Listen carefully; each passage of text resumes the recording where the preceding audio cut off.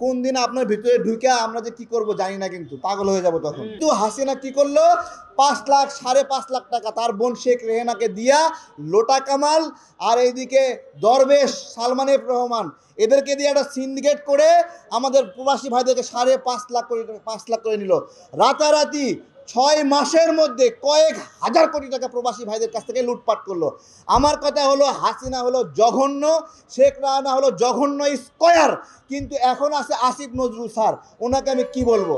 এখনও যারা এই 5.5 লাখ টাকা করে নিছে, এই অভিযোগে অভিযুক্ত কয়জনকে এখন পর্যন্ত গ্রেপ্তার করা হয়েছে, কয়জনের লাইসেন্স বাতিল করা হয়েছে।